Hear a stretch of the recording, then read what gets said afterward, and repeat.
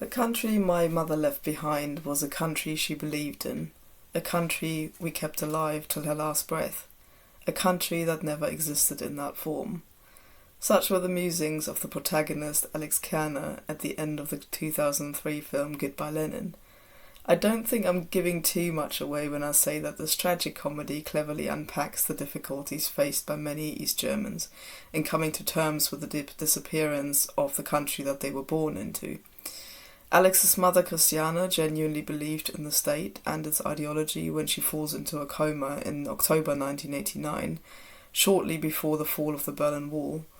When she wakes up 8 months later, her doctors warn that she is still very weak and emotional upheaval might cause a fatal heart attack. So Alex decides to try and shelter her from the changes unravelling outside her bedroom by pretending that the GDR is still as it had been. Whilst the fictional premise of the film is of course somewhat exaggerated, there were indeed East Germans who genuinely believed in the ideology in socialism of the state and found it hard to accept that the entire system had basically ceased to exist on the 3rd of October 1990 when East Germany merged with West Germany. But I think this fear that many people have in the West of a widespread nostalgia, or Ostalgie as the term is sometimes coined, I think has been largely unfounded. There are many ways in which East Germans try and remember their past, but few of them actually directly aim at sort of maintaining or pretending that the GDR has ceased to exist.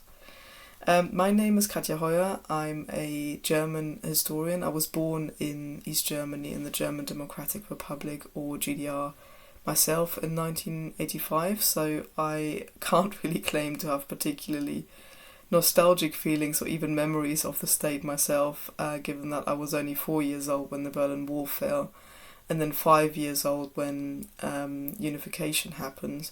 But I did grow up with many people around me who remembered the state, to remember what life was like in it, not least my parents, the people around me, my teachers, my neighbours and so on. And they often talked about it and talked about life in that state and life before 1990. And often also in fond terms. People remember things like the cakes they used to bake, or the lifestyles they had, or where they went on holiday, without necessarily, and in most cases really without sort of endorsing the ideology of the state or its repression.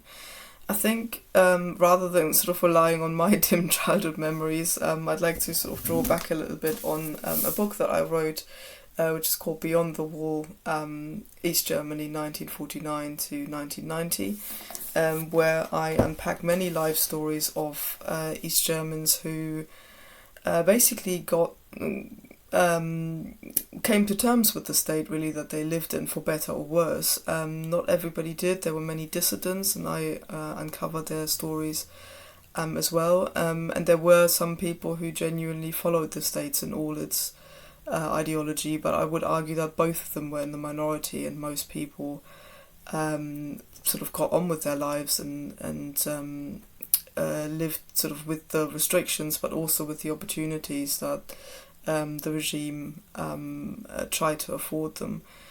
So the premise really of the film of Goodbye Lenin, this idea that Christiane just cannot come to terms with the sort of dissolution of her state, is of course a little bit far-fetched, but nonetheless it did come as a shock to many Germans in 1990, both East and West, that reunification sort of was coming so suddenly, and was also done in a way that wasn't necessarily the most considered, because it was done so quickly. And so basically a world disappeared for East Germans that not everybody found easy to deal with, even those people who agreed that East Germany couldn't have continued that way, and most people actually did, given that you had a pretty dire economy in the late 1980s, and there was certainly a feeling that this was on the brink of collapse. The Soviet Union was about to disappear, so there are many reasons why people realised at the time that the state couldn't continue in that way. But nonetheless, the upheaval that was actually caused by reunification is very, very stark. Most people had to change their jobs. Many people were unemployed. In the early 2000s, unemployment in the East actually rose to about a fifth of the working population. So it was really quite a widespread issue, and so it's perhaps hardly surprising that some people thought back to their lives before 1990 with some fondness because of the securities that the state offered them. But at the same time, this catch-all term of Ostalgie kind of encompasses all memories that East Germans have of their lives beforehand, good or bad. So, for example, many former GDR citizens enjoy restoring Trabant cars or other sort of items from the time that they remember. So to date, basically, some of the kind of better restored examples thereof can fetch up to 10,000 euros, which is almost the same as what they would have cost sort of at the time, albeit with perhaps shorter waiting times. Some GDR brands have also been revived. So, for example, the Vita Cola, which was a result of the second 5-year plan in the late 1950s, which sought to emulate Western consumer products and was relaunched in 1994, is now the best-selling German cola brand in the country. And in some areas, particularly in Thuringia, one of the eastern states, it's actually the most popular Coke, even more popular than Coca-Cola. So this is the kind of thing that is, remembered by people, the sort of tastes and smells and sounds of the time. And speaking of sounds, many East Germans will still insist on dusting off their old Frank Schöbel LPs. So Frank Schöbel was one of the most popular singers within the GDR, certainly in terms of mainstream music, not so much for sort of cool young people, but it was certainly a staple. He was certainly a staple of sort of more mainstream music. And he recorded a Christmas album which was called Weihnachten in Familie, so like Christmas with your family. It's very, very cheesy, and yet so many people kind of remember this as part of their Christmases.